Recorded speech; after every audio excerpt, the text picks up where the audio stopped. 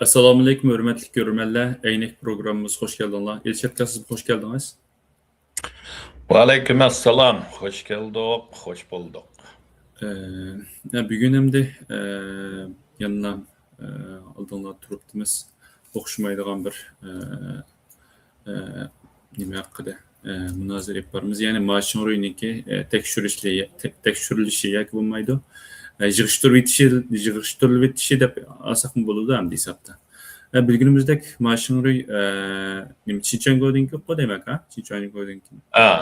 Çinçengua'nın ornuga çıkan.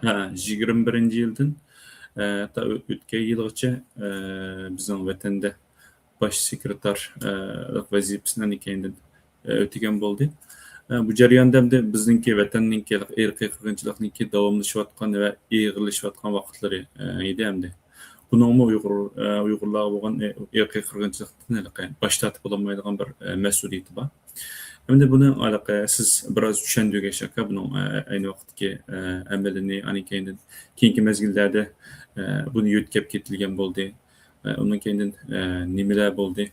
Shu to'g'riliq bir tushuntirib berasiz. Buldu. Çinçengua 2017'si 16'nın ahiri 2017'si hazırki materyallar qaraganda 5. ayının 1'den tartib yoki 4. ayının 20'sinden başlap keng ko'lamda Uyg'urlarni tutishni boshladi. Yana bu keyinda 2020-yili Amerikaningki tashqi ishlar ministrligininki tekshirish qonuni bo'yicha belgilamasi bo'yicha buni Uyg'ur milliy qirg'inchiligi deb atadi. Şunun bilan Xitoy hokimiyatininki Sharq Turkistondagi bu zo'ravonlik, milliy qirg'inchiligi butun dunyoning qarshiligiga uchrab, oxirisi Çinçengua Xitoyni 2021-yili Xitoy hukumati ivitishga majbur bo'ldi mana degan vaqtida. Şunun bilan 2021-yili Çinçenguani markazga o'stadik, yo'tkidik deb akilib qiziq yeri yana bir qonxo'r, yana Çinçenguaning oldidagi Çinçenguaning oldida Zhang Chunshan degan Xitoydi. Bu Zhang Chunshanning oldida yana 2009'dagi 5 iyul Urumchi qirg'inchilikni yapgan Wang Lichuanni Zhang Chunshanni avatib Wang Lichuanni o'stitadi deb oldi bilan markaziy yezigilik xizmatining yetakchilik guruhining muavin guruhi boshlig'i qilib akagan Wang Lichuanni. Ama uni tezdirlar bir necha oydan keyin Xitoyning mamlakatlik qonun tadqiqot organininki bosh rais qilib u yerni yo'tkidi. Undan keyin Çinçenguani 2021-yili huquqdan ivitib markazga kelganda Çinçenguanimi yanala yezigilik Xitoy markaziy yezigilik xizmatlariga yetakchilik guruhining muavin guruhi boshlig'i qilib Çinçenguani kelgan. Uning o'rniga Machinery'ni apadi. Machinery'ni apaganda Xitoy matbuotlari bo'libmi chet eldagi Xitoy matbuotlari Machinery'ni nihoyatda maqtab ko'targan. Chunki Machinery bu Xitoyninki yana havo bo'shlig'idagi havo bo'shlig'i mayli sun'iy amra chiqarish olsun, bu havo bo'shlig'iga shu qatnash sohasida uzun yil ishlagan Xitoy o'qigan, bilimi bor. Shuning bilan hatto ba'zi Uyg'urlarmi voy bir bilimlik o'qigan odamlar kelibdi Abnum rayonga. Shuning uchun balkim siyosatda o'zgarish bo'ldi degan hatto Uyg'urlarni ko'rdim men shu vaqtda. Hangtan qoldim. Esimdan chiqmaydi shu Machinery'ni voy bu degan PhD boshqa doktorlik unvoni borka dedi. Men shu vaqtda bir kishiga yezib qo'ygandim. O Hitlerninki eng usta tashviqotchisi Goebbelsmi Onunmu şu doktorluk unvanı var. Onundan keyin Polşarda tuğan Auschwitz şularını başquradigan baş gubernatörü Frank degan onu anun deb biz Ovoziniz biraz uzak ketdi aka. baga vaqtida haqiqatan Allah bir ko'rinishga bir siyosiy chiroy ham bir haq ko'rish va mutaxassis bunda bir odamni olib Uyg'ur diyoridagi yana Sharq Turkistondagi bu milliy qirg'inchilik Ovoziniz yaxshi chiqmayapti. Yaqinroq kelib yaqinlamsiz aka. Sal ha xo'sh. buni padazlashga shu Sharq Turkistondagi Xitoy zulmini yana milliy qirg'inchilikni padazlashga bu mashinroyni tanlab shu yerga oladi. Mashinroyni borgandan keyin yana Chinchuango qaraganda padazlash uslublarni hammani o'zgartdi. Masalanga ko'chalardagi 10 metr, 15 metr yoki 50 metrda bir bo'lgan har bir saqchi tekshirish punktlarini bularni yoshiringa o'zgartdi. Masalan, ko'chalardan ularni evatdi. Xo'sh. Ondan keyin tizdan lagerlarni o'zgartib, turmaga yoki emgak lagerga o'zgartdi. Shuning bilan mashinroy manda degan vaqtida Xitoyninki manfaati uchun xizmat qildi va Uyg'ur milliy qirg'inchiligini xalqarada buni burmalash uchun nihoyatda cho'ng rol o'ynadi desak bo'ladi. Masalan, shaxsan mening ko'z tushimda 2022gacha Xitoy tashviqotda mudofaaga o'tib qolgan. Masalan, biz xalqarada chet eldagi Uyg'ur tashkilotlari, shaxslar, lager shoidlari bular shu xalqaro sahnlarda Xitoyning aktivisini söküp dunyoga anglatib, Xitoy qadamma-qadam orqaga chekinib mudofaaga o'tib qolgan. Ammo 2020 yil oxiridan boshlab Xitoy qaytadan tashviqotda hujumga o'tdi. Shuning bilan birga Uyg'ur milliy qirg'inchiligini hadazlash ham Uyg'urlarni keladigan, boradigan albatta u tanlagan odamlarni yana ba'zi bo'ladigan, kasi bo'ladigan qildi. Bular bilan bak inchiklab kirmaymiz. Ammo kelishim bilan bordi. Borgan Uyg'ur kelishim bilan bordi, kelgan Uyg'urmi kelishim bilan keldi. Shuning uchun mayli Amerikada bo'lsin, mayli Turkiyada bo'lsin biz ko'ryapmiz.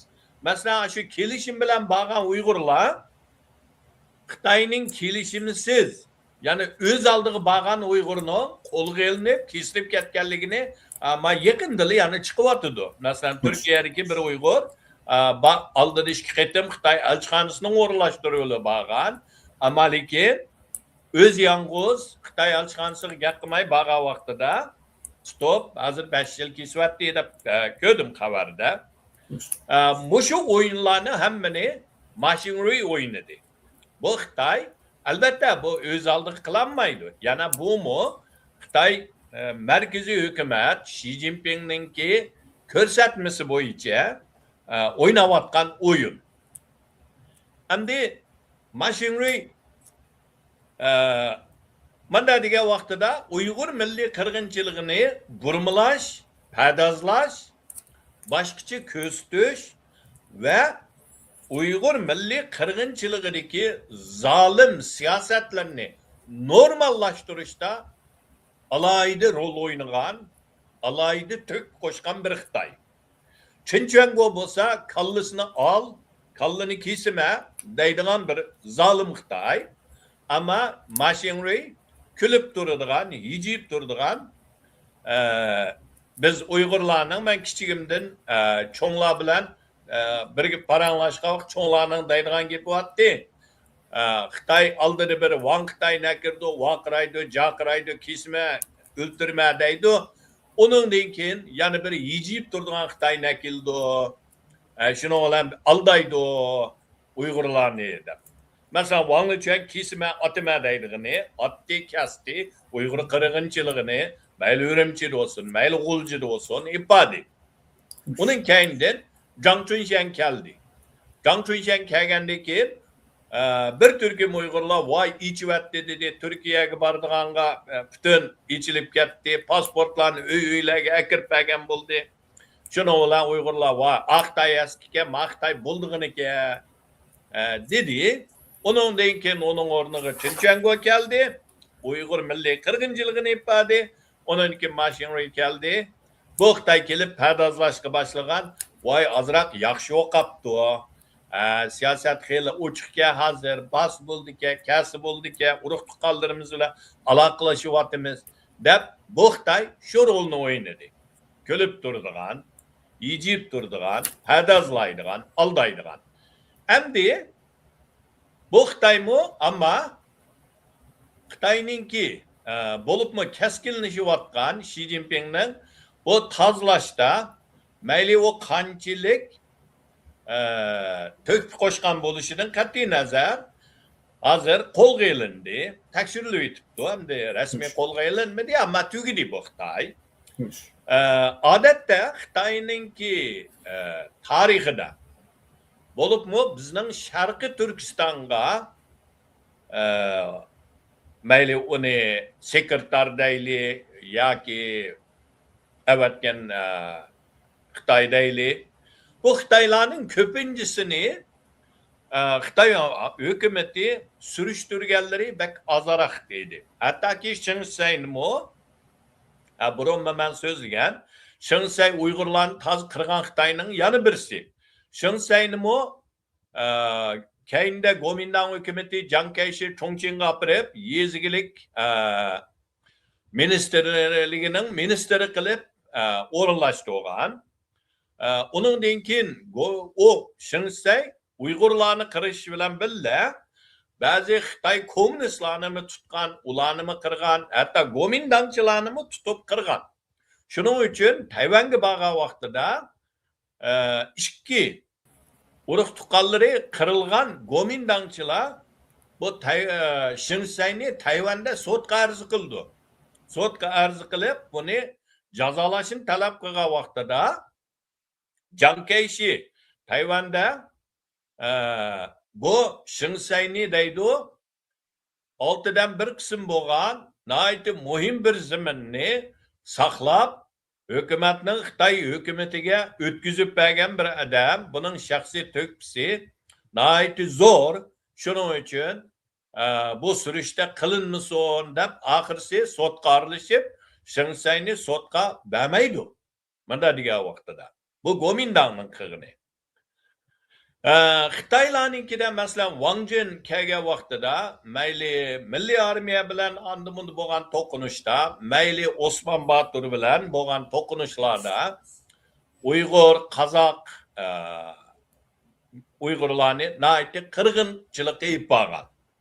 Ammo lekin Wang Jun Xitoynimi mavzuning o'z vaqtida voy buningki to'kpis cho'ng kamchiligi to'kpisiga selishtirgan vaqtida kechirvasak bo'ladi, o'zini tekshirsin deb shuning bilan Wang Junni saqlab qolgan.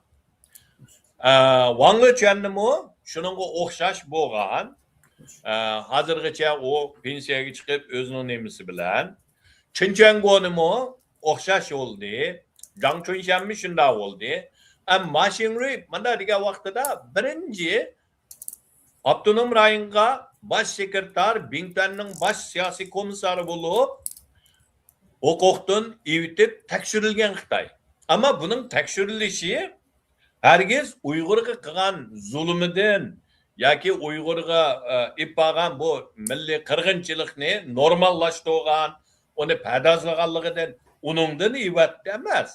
U faqat Xitoyninki o'rda huquq talashish bu kurashninki onun qurboni. Hargiz buningdan bir hisobot ilish, siyosat xato qilsa Uyg'urlarga u emas. Mana degan vaqtida men ko'rdim, ba'zi Uyg'urlar deydi, voy buni evitishiriki bu milliy qirg'inchilikni sirini biladigan bularni yo'qotish deydi. Unda bo'lsa, agar milliy qirg'inchilikning sirini biladiganlarni yo'qotish bo'lsa, Chinchango'ni birinchi bo'lib tutishi lozim. Atnom rayındaki hazır 2 yılda pensiyaya çıkan bir toqay şunu icra qilgan Xitoylar bor. Xo'sh. Ularni tutishi lozim. Ularning hech qaysini tutquni yo'q. Ba'zilarini hatto mukofotlayotdi. Bu daqitim 4-oyning 5-ida chiqargan rasmlarni ko'ryapmiz. Xitoyning Uyg'urlarni bostirgan va g'olchilik qilgan Uyg'urlarning qabrlariga Uyg'urlarni olib, shularga sadoqat bildirgizyapti. Bunday deganda Uyg'urlarni o'ldirganlarni qahramon qilib ko'rsatdi.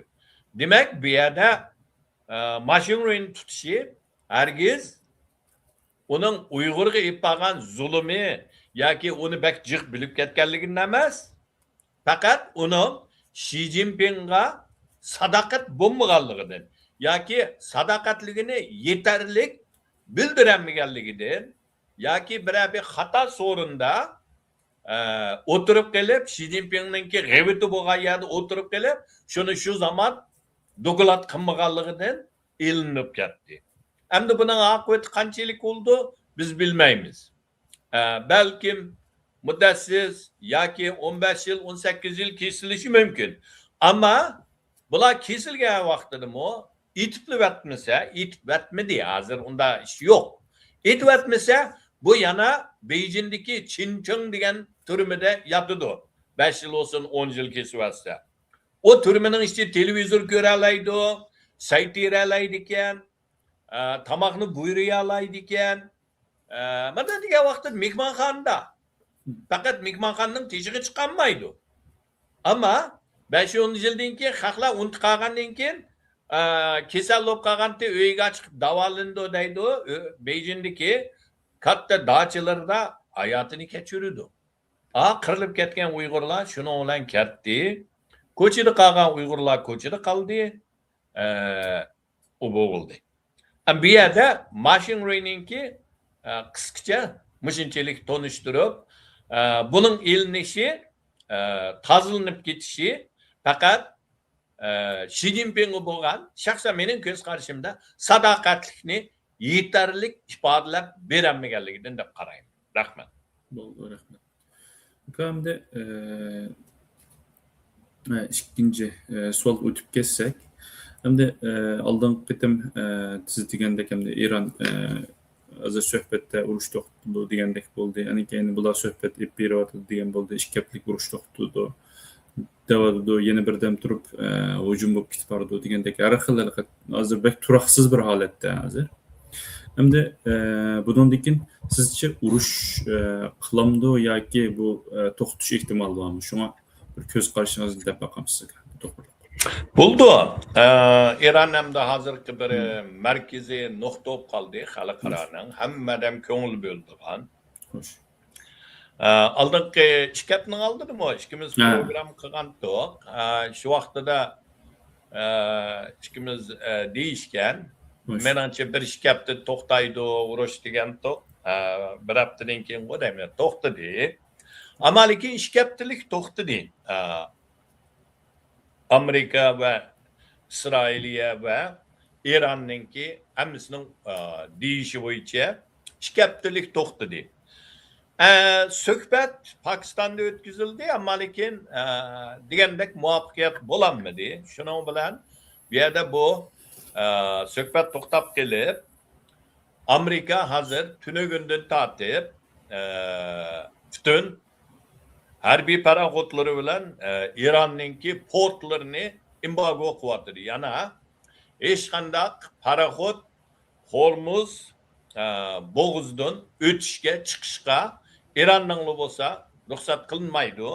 Eron bilan savdo qilinadigan bo'lsa ruxsat qilinmaydi deb shuni boshildi.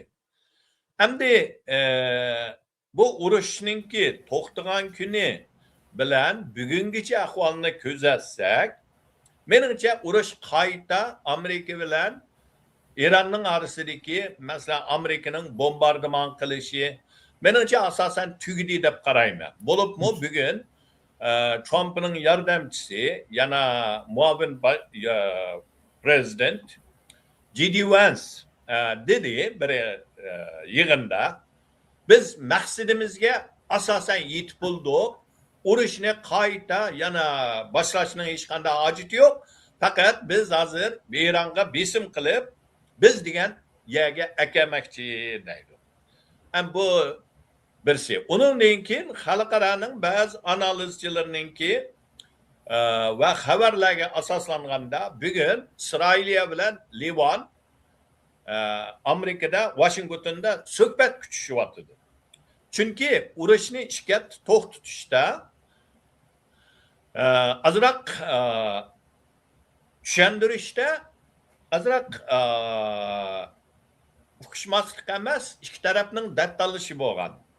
Eronning tushunchisida ikki haftadagi urush butun O'rta Sharqdagi hamma urush to'xtash. Yana Isroiliyaninki Eron qo'llayotgan Livandagi Hezbollah ve başka yağlarımı hammasi bilan bo'lgan urushni to'xtatish. Ama Amerikadaydi bu ikki haftalik urush to'xtatish faqat Amerika bilan Eronning oralig'idagi va Isroiliyaning Eronga qilgan urush to'xtash. Buning ichida Livanni o'z ichiga olmaydi deydi. Ama Eron boshdan oyoq mayli Pokistondagi Islomobodga suhbatda bo'lsin yoki bayonotlarda bo'lsin, biz deyishgan ikki haftalik urush to'xtatish, Eron bilan bo'lgan munosabati bo'lgan hamma urushdan to'xtash. Agar Isroiliya bu urushni to'xtatmasa, yana Livan qilgan urushini Hizbullahga agar to'xtatmasa, biz qaytadan urushni boshlaymiz deb Eron Amerikaning oldiga sakrab o'tib oldi. Qiziq yeri Amerika İsrailiyaga besim ishiltib, Livandagi urushning ko'lamini to'vanlatishni talab qildi, ham Isroiliya shunga ma'qul dedi. Bu yerda demak, Amerika urushningki qayta qo'zg'alib ketishidan Erondan bakarak Amerika andishdi. Chunki hammamiz ko'rayotgandek, yana Amerikada gazning bahası, yana neftning bahası, yani benzinning bahası, kerosinning bahası hammasi o'syapti. Oldin ketin so'm desam ba'zilar xafa bo'lib ketgan o'xshaydi. Yana bir so'm deb. Hozir nemning gazning bahası yana shu 4 so'm bilan 5 so'mda. Amerikada azroq tushamdiki deganda, ammo yana qaytadan neftninki bir ton hozir $100 yana oshdi qaytadan. Bunda bo'lgandan keyin Amerikadagi mol baho tushmasa, Amerikaning saylam, o'tir saylam yiqilishyapti. Bo'libmi Trump efendimning bu Eron bilan bo'lgan urushiga o'zining qattiq qo'llovchilari, yana magala deydi Amerikada. Bu magala hozir Trump efendimga nihoyatda norozi. Buni qo'llagan masalan Tucker Carlson deydi, Candace deydi, bir necha mashhur mening so'zim bo'yicha maddala, yana mushtaq ekranda so'zlaydiganlar, biz madda bo'lib qoldik. Xo'sh. Bu so'zlaydiganlar hozir qarshi chiqyapti. Trumpni sen bizni aldab qo'yding. Sen çatal urush başlamayma deganding, tinchlik bilan mangma degan, ammo sen hozir Eron bilan bir tugmas urushga kirding. Shuningga Amerika asosli jihatdan bu urushni mushu ikki hafta to'xtatdi. Meningcha ikki haftadan keyin agar yana birga kelishamasa, balkim yana ikki hafta uzatdi yoki bir yerlarga kelgan vaqtida ikki taraf ma'qul deyishdi. Chunki bu yerda bir necha masala bor. Birisi iqtisodiy masalasi. Amerikaning iqtisodi tizdan yaxshilash kerak. Ikkinchidan, Amerikaning hozir butun harbiy paraxodlari O'rta Sharqda bu Paris qo'ltig'ida bu yerda tutilib qoldi. Mana degan vaqtida bu yerda o Eronning portlarini to'sash uchun o bir ikki paraxod emas. Jiq paraxodlar harbiy paraxodlari aviamatkidan hozir 4 vaqu deyman bu yerda. Undan keyin boshqa hujumchi paraxodlari, har xil paraxodlar va hammasi shu yerga yig'ildi. Bunda bir sharoitda har kuni bu harbiylarga chiqim, ham to'sash bu bir yana bir masala. Uchinchisi Xitoyninki. Bazı analizchilarninki deyilişçe Pakistan'daki söhbətning keynide hatta Xitayning mı bağlığı ilgir sürülmekte. Bu demek elbette Pakistan Xitayninki qorchig'i mana degan vaqtida kuchug'idagi bir akibalısı Pakistan. Unda bo'lganiki Pakistan deyip qolgan söhbətninki Xitoy cho'qim bo'ladi. Endi 5 oyda Trump efendim Xitoyga boradi. Xitoyning Eron bilan alohida iqtisodiy strategiya, diplomatiya munosabati bor. Shuning uchun Xitoyning tunugimi bayonotchisining bayonotida biz Eron bilan bo'lgan munosabatninki hech qanday bir uchinchi tarafning bizga yo'l ko'rsatishni xohlamaymiz dedi. Yana deydi, hech qanday bir uchinchi davlat bizning kim bilan savdo qilamiz, nada mangimiz, nada mangmaymiz, buningga buyruq tushirish huquqi bo'lmaydi deydi. Endi agar bu azroq uzunga mangsa, balkim Xitoyning neftlari Erondan chiqib kirdi. Xitoyning paraxodlari u yerga mangan vaqtida agar Hormuzdan o'tma desa, Amerika ya Xitoy bilan to'qinish kerak. Ama to'qinish yo'q qolsa, Trump efendimning 5-oyning o'rtasida Xitoyga boradigan ishi sug'ichilishidir. Trump efendimning Xitoyga berishdagi maqsadi Amerikaningki Xitoy bilan bo'lgan munosabatini bir xil realistik sevilish. Shuning uchun 5-oyda Trump efendim Beijingga berib, u yerda bir muvaffaqiyatli birini bo'lguncha Xitoy bilan amalba to'qinish bo'lmasligi lozim. Shuning uchun to'qinish bo'lmasligi uchun Eron bilan tezdan bir kelishim bo'lib, bu kelishim orqali bu hozirgi Amerika armiyasininki bu Eronning portlarini qo'rshovga elib, hech kimni kirgizmay chiqarg'izmaydigan bu tadbirni tezdan tugutishi lozim Amerika. Muvaffaqiyat qozondik deb turib, bir g'albini ko'z tutib turib, buningdan o'zini tortib chiqib olishi lozim.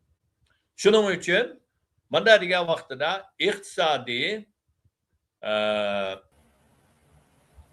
bu harbiy chiqim va Xitoy bilan bo'lgan bu munosabat, bu onunki saylam omillari, bu narsalarni hammani yig'ib akilib qaraydigan bo'lsak, bu urush menimcha asosan oyoqlashdi desak bo'ladi.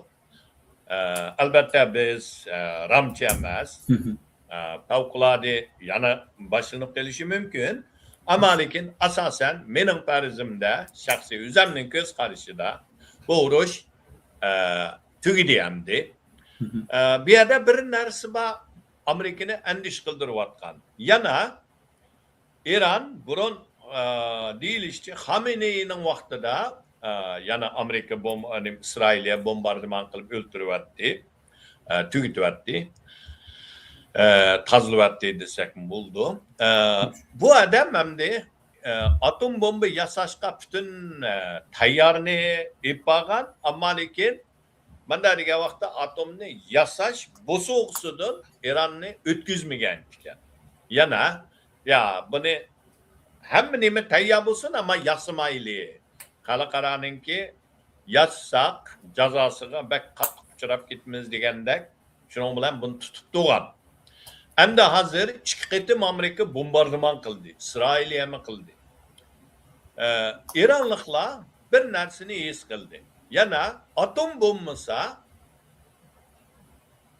boshqalar bizni bo'zaq qila oladi degan manda bir psixika bularda paydo bo'ldi deb qarayman. Bo'libmi ingliz hardline deydi. Ashaddiy Eronninki hozirgi hukumatini qo'llaydigan, shuni davomlashtiramiz deydigan jahilleri, yana Eronninki armiyaning ichidagi hukumatdagi jahillar endi Amerikani andish qilyaptini bir yo'llar bilan atomni yasab chiqish ehtimoli nihoyat cho'ng. Chunki atom bo'lsa, xuddi Kim Jong Undek, Shimoliy Koreyani hech kim chiqilolmaydigan, uni ba'zilaydigan, bekerek yig'lab ketsa azroq so'sga beradigan, Manda bir ahvalga tushib qolsa, onunki kuchlikligini İran mı ko'rdi. Shuning uchun balkim hamda İran texmi xatar bir tarafga menishi mumkin. Hamda bunun oldini bütün olaman desa, Amerika askar kirgizib, hozirgi hokimiyatni bütün vayrona qilib, bir hokimiyatni tiklab chiqarishi lozim. Ama onunla Amerika bence hozircha tayyor emas. Unda jiq asker kirgizish chiqinbakchi qo'lida Amerikaliklar qarshi chiqadi. Balkim Trump efendim cho'ng ovorgarchilik uchraydi. Shuningga bence bu xil ehtimol yo'q. Urush asosan tugidi deb qarayman. Rahmat. Ko'p rahmat ekan. Nihoyatda yaxshi nuqta bergan bo'ldingiz bizga. Hozir qarindoshlar programmamiz mushal oyoqlashdi. Hamda mashon o'yinini tekshirish, ya'ni Iranning urush oyoqlashamdi yoki davomlashamdi degan to'g'ri to'xtaldi. Kelar qatim ko'rish omon bo'linglar. Allohga omonat.